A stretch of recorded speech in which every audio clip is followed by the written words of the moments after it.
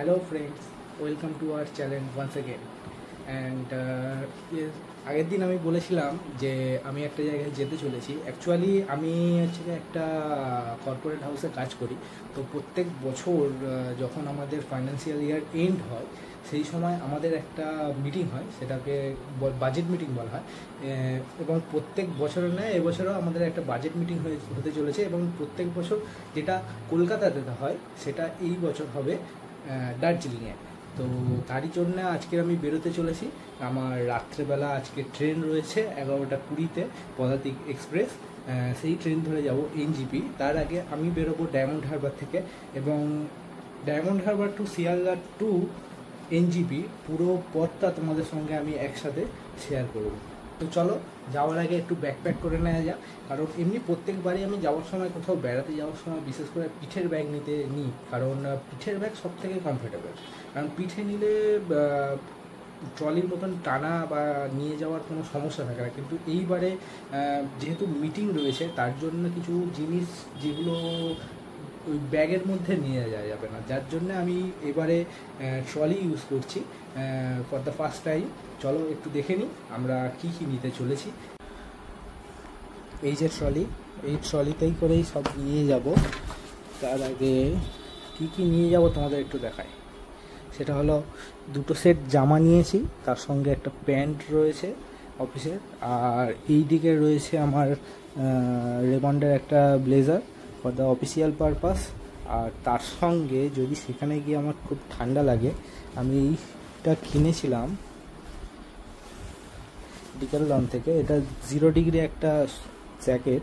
হ্যাঁ, এটা খুবই ভালো, কারণ আমি নর্মাল শীতে বাইক যখন চালাই তখন এইটা পরেই চালাই। তার সঙ্গে একটা নর্মাল প্যান্ট আর একটা শর্ট শার্ট মতো নেওয়া হয়েছে, আর তার সঙ্গে অফিসিয়াল জিনিস কিছুপত্র আমার সক্স রয়েছে, 2টো টাই রয়েছে, এখানে কিছু এসেন্সিয়ালস রয়েছে, আর একটা শর্টস রয়েছে, জামা রয়েছে, আর একটা পাওয়ার ব্যাঙ্ক তো অবশ্যই লাগবে, কারণ সেইখানে জানি না অনেক সময় কানেক্টিভিটি প্রবলেম হতে পারে ইলেকট্রিসিটি।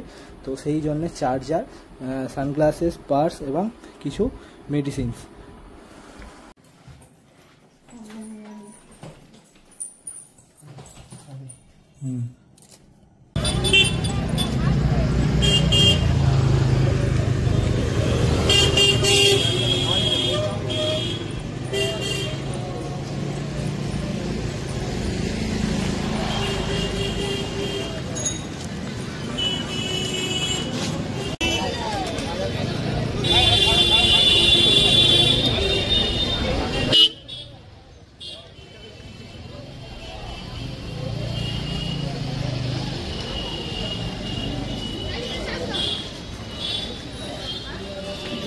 একা ঘুরতে যাচ্ছি, কিরকম লাগছে তোমার?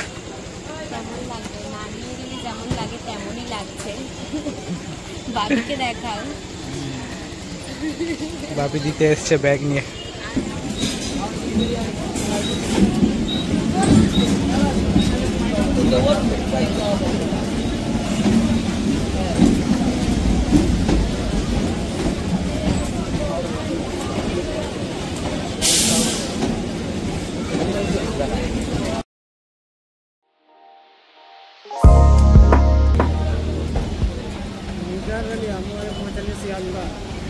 कुछ ही समय में प्लेटफॉर्म क्रमांक 13 से रवाना होगी। আমাদের মিটিংয়ের সব কলিগ, দাদা, সিনিয়র্স অল। এটা বিজয় দা, ওইদিকে দাঁড়িয়ে আছে সুপর্ণা দি, কিছু বলবে? আর তার সঙ্গে সৌমেন দা, অভিজিৎ দা, এইদিকে আমাদের জিম বয় সৌরভ দা। দেখো বডিটা ঝরিয়ে ফেলেছে পুরো ডায়েট। বলো অভিজিৎ দা, তোমার কেমন লাগছে? প্রথম মিটিং আমাদের ইন্টাস দিয়েছে দার্জিলিং। আমার ইন্টাসে প্রথম দার্জিলিং যাওয়া ইন্টাসের সুযোগে, আমি তার জন্য ধন্য। তুমি কিছু বলবে? লাগছে এই প্রথম 8 বছরের মধ্যে প্রথম আমরা বাইরে কোথাও যাচ্ছি, খুব আনন্দ পাচ্ছি এবং খুব আনন্দ করবো মিটিংটাতে। রিন্টু দা, এটা শুভদীপ দা, এটা রনিত, ঠিক আছে। আমরা এখন প্ল্যাটফর্ম নাম্বার 12 থেকে পদাতিক এক্সপ্রেস। রনিত পুরো ব্যাগ নিয়ে নিয়েছে, আর ওয়ান ম্যান আর্মি। রনিত তো ওয়ান ম্যান আর্মি হয়ে গেছে। পদাতিক express train number 12377 up Sealdah পদাতিক এক্সপ্রেস ছাড়বে 11টা বাজে 20 মিনিটে।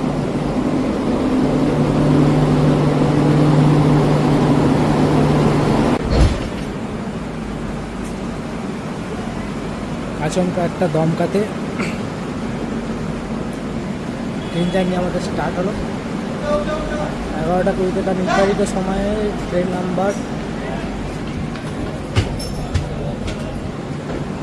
12377 পদাতিক express up Sealdah new Jalpaiguri যাত্রাপথে